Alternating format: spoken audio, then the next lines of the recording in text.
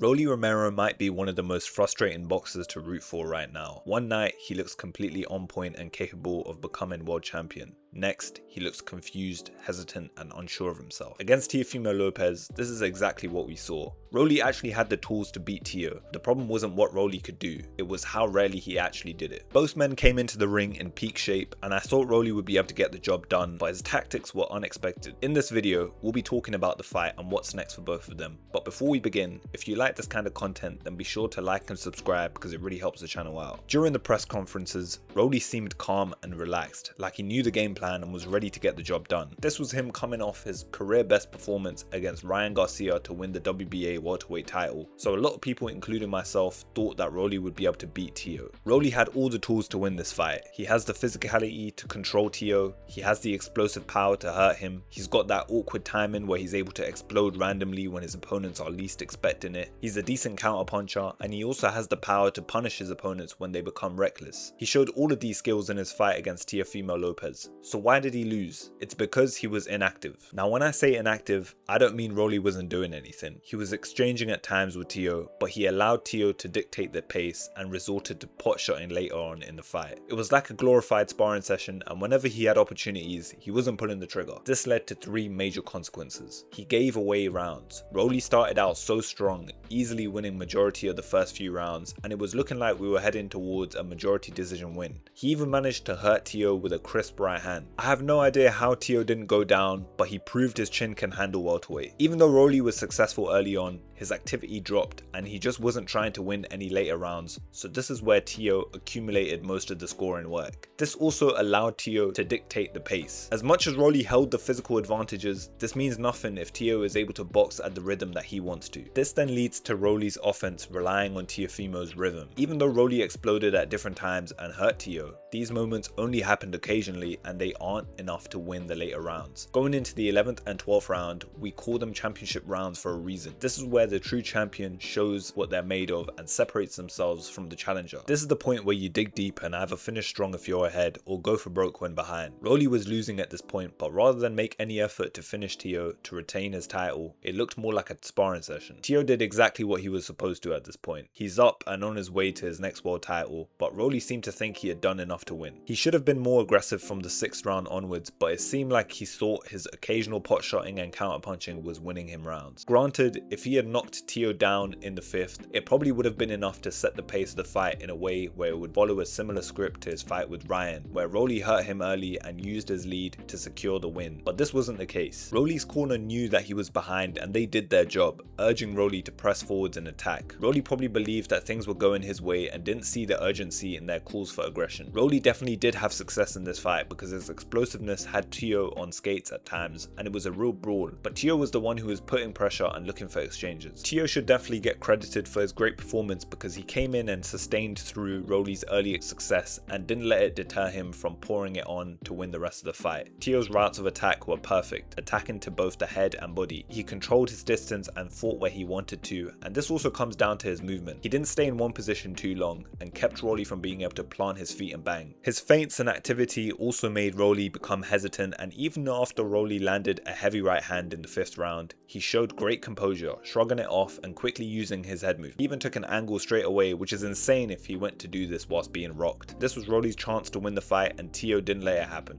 In terms of what's next for both of them, I think that this problem can easily be fixed for Rolly. His tools were sharp and he had everything he needed, but it's clear that he was just unaware of how behind he really was. His inactivity was so blatant that fans were questioning whether he threw his shoulder out. He should take some time off and should work on keeping a higher work rate the deeper he goes. Something a lot of people aren't considering is that Rolly's losses in the past have come from him jumping the gun and walking into shots without thinking straight. This is the complete opposite problem, and it shows that he's realized that he needs to take his time and be more strategic because he has 12 rounds, but sometimes you need to take opportunities even if there's a chance of being countered or hurt. I hope to see Rolly come out again for a tune-up fight, and maybe we'll see him take the lessons learned from this fight and come out even better. There's nothing wrong with taking time to work and waiting for opportunities, but he needs to pull the trigger when he has a chance because that's what cost him this fight. In terms of what's next for Teo, the future looks bright for him. He's just won a welterweight title, and honestly there's a lot of great fights to make at 147. He could face the winner of Ryan Garcia versus Conor Benn for a unification bout. This would be a great press conference because all of these guys are showmen and their personalities are funny to watch.